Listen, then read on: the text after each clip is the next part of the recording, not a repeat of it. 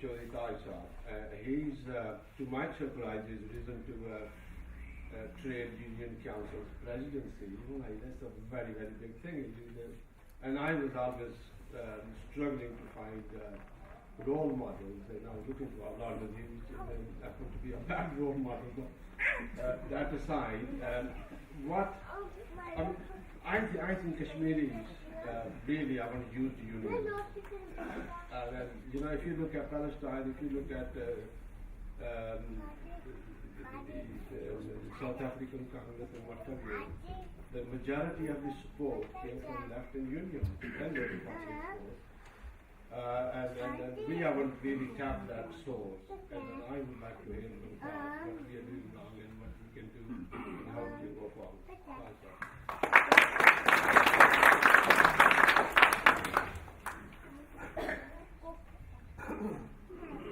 Sisters and brothers, Assalamu alaikum, good evening. Of course, I'm very delighted to meet all our colleagues, and particularly when I spoke less than 3 weeks ago in Bradford, where we had 200 people and the 30th anniversary of the Bhat.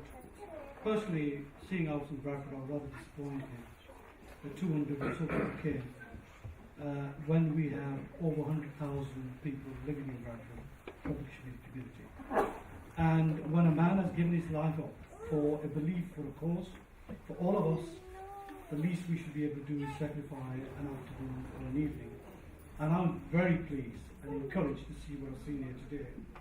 And I must say, before I make my formal words, Alisa, that wherever I go, in the trade union movement, we have lots and lots of young people, lots and lots of women involved. And when I don't see women participating, then I always say so. And I will be critical. I'll tell you why I'm critical. Because when I sometimes take a picture and put it on Facebook, I go around, and I always start off like I did today, sisters and brothers. And usually the sisters ask the first question. I can't see any sisters in the pictures. So for that reason, I'm very pleased, the sister we see here. And I'm also encouraged and pleased to see our sister who spoke early on, and both the sisters, they made a tremendous contribution. And so let us know and tell us that we haven't got women in our communities who are talented, who have the ability to do the job, who can be future politicians. I say to you, yes we have. Problem is now women. Problem is now women, problem is me, us, men. Men are the ones in the Muslim community, Kashmiri community, holding women back. And I tell you I know it, because my father, because I came to England in 1966, like some people in this room, my father wouldn't let my sisters do their GCEs and A-levels, and they were stopped at 16, they had to stay at home. And eventually, one of them got married, and the other two were very strong characters. And this day, they refused, they wanted to make their own decisions. But they all of them got to what they wanted in life by sheer hard work and drive. My sister became a teacher by going to university. My other sister became a fashion designer by sheer hard work. And the third one ended up in the police force, determined they wanted to make a career. And I can tell you now, they haven't gone off the clubs, the pubs, or bad company. My mother passed away 4 years, and they were there with her all the time. They looked after her. And I'm very proud of one of my sisters. She was working in Australia. She was getting paid $75,000 a year job. And she wanted to come and look after her mother. And I said, look, we can hire 2, 3 social workers to look after her. She said, no, there's a difference between me looking after her and social workers. She gave her job up, and she was there with her final hours for the last 1.5 years. And that is a commitment our children can give, the girls can give. So my message to our community, our people is, let's go out there, invest our money, hard-earned cash, in our children's education, be it with boys or girls. Now, Alice have asked me to actually cover the subject of the liberation movement and the labour movement connection.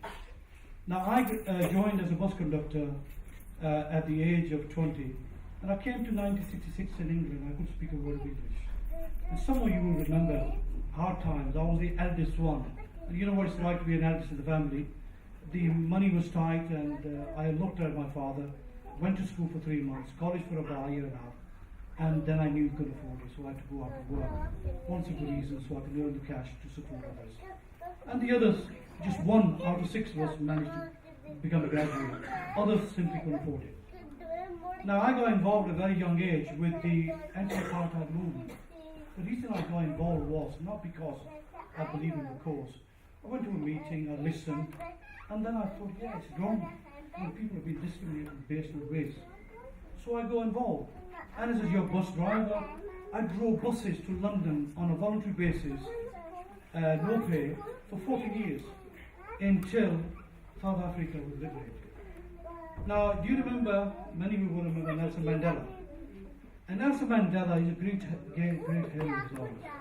But you know, I do remember, leader of the House of Commons at the moment, wonderful bloke. And when he was shedding his tears when Nelson Mandela died, and you know, I cursed him. Because I remember as a youngster seeing him on the streets, wearing a badge, he's a terrorist, let's go out and hang him. And that's what we have in Kashmir. There are people who are giving their lives up, and I said 2 weeks ago, there will be many more Maqbool Bhats who are going to have to give their lives up before Kashmir is liberated. But let's not give up hope. But you know, we need to renew the energy. We need to link up with the trade union movement, because the Palestine movement is taking us to the TUC, trade union movement. It's taken me 30 years.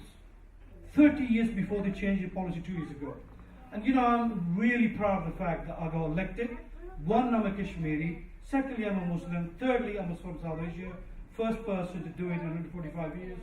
And who's all still a bus driver to this day. I'm not General Secretary of the Union. So I'm not a big wig. I'm not a baron. So therefore, I am actually an ordinary worker, like many people in this room here. And I would say to you is this. Next week on Tuesday, we've got a meeting, an organising committee meeting with General Secretary of all unions to go to Gaza direct, take a delegation, very high-powered delegation, first time ever, to look at the problems, the difficulties, what people are suffering. Now it hasn't happened. You know why it didn't happen? Because there was a very strong Israeli lobby. They were knocking on the doors. All the trade union movement general secretaries were tied up, and they were there backing them, and that's the problem. You can be rest assured. You know, we just talked about the Berlin Wall. We were all very happy when it came down. But let's not forget, the wall in Kashmir and wall in Israel is not going to be easy to knock it down. There's two differences.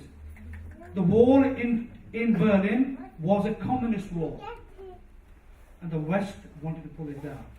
The wall in Israel and India is going to be a capitalist wall. And you know, when Russia fell, communists broke down. And then now we've seen the bank failures. At that time, people say communism will fail people. I was hoping, you know, so are people in high power, they're going to say, so has capitalism failed us badly. But nobody's done it. So therefore, let's not hang our hats on the hook and say, the people are going to come to the rescue of Kashmir, liberate us. You know, I go all over, I see Indians, I see Pakistanis. And the Pakistanis say, well, one day Kashmir is going to be part of Pakistan. Indians say the same. But nobody talks about the Kashmiri people living in Kashmir having the ability to decide for themselves. In Scotland, we've got people there, they're going to make a decision. And there's a bit of interference taking place. I was asked to say a comment or two on behalf of my union. I declined. I said, no, it's Scottish people decide what they want to do. Same applies to people of Kashmir. Whether it be Sikhs, Hindus, Protestants, whether it be Muslims, it's their decision. They want to decide. And I think that's the lobby. And this is where the Kashmiri movement, let me say this to you, there are about 17 organizations that exist in India. Nobody speaks with one voice. And you know, trade unions, there are 54 trade unions in Britain at the moment. And when the TUC generated, there was 500 of them. But they set up an umbrella organization for common agenda, so they could speak to governments, MPs, councillors. At the moment, we have 54 trade unions, 6.5 million members. And you hear Blair said trade unions are insignificant because 6.5 million people still. So as a Kashmiri community, as a Muslim community in Britain with 3 million, now if they think trade unions are insignificant, 6.5 million, then I'm not too sure what they think about the 3 million. So we have to be strong, and you know, we have to be careful. I know I've got my comrade MPs here, leaders of the council, and you know, I've been a member of the organisation for many, many years, wholeheartedly support. And I saw Ed Miliband in Leeds. He made a tremendous contribution in Leeds. But you know, at the moment I'm independent. 12 months, I can't speak for one party or the other because the TUC doesn't have a political fund. Kashmiri community, we need to decide, we need to speak with one voice what our agenda is. And then we need to penetrate with the trade union movement. There are funds, and you know when there's racist attacks been taken by EBL, BNP over the years, who has been our closest ally? It was the trade unions. They've been funding these campaigns to fight against them. And they will do the same for Kashmir. We can show you how to open the door, the activist, the Kashmiri movement. But while we end up talking to each other in these rooms, and this is the first time that I've seen some young people, which is good, because our young people need to know what Kashmir is, what it's all about. I keep telling my own children, I keep telling my grandchildren. And we need to tell the message. But there's going to be a huge campaign for a long time. And you know when the 9/11 events took place, 7/7 events took place in Britain, it became more harder for Kashmir. So it's going to be not an easy ride. But we are going to have to speak with one voice. And let me say this, and I know Simon is here, and he's put tremendously good representative here. But you know, I'm sure he's going to have to make way for a Kashmiri one day in Rochdale. But he's not going to make way just because somebody wants it. We're going to have to get somebody who's good, she's good, or they are good who can do the job. Not just us in Rochdale, throughout the country. And everybody said, I want the parliament to look like what Britain is. And we want women. But I also want Kashmiris in the House of Parliament. One simple reason, because we want to reflect the society we have here. And now let me say this to you. Go talk to anyone and say to them, have you had a wisdom tooth taken out? And if somebody says, no, I haven't, and you have, they will never know what it's like to have the wisdom tooth taken. It's so painful. Only Kashmiris know how painful it is. And only a woman knows when she's been looked down in a sexual manner. And only a black person knows when they've been actually somebody behaving in a racist manner. Colleagues, there's always a lot to say, a lot to talk, but time is always limited.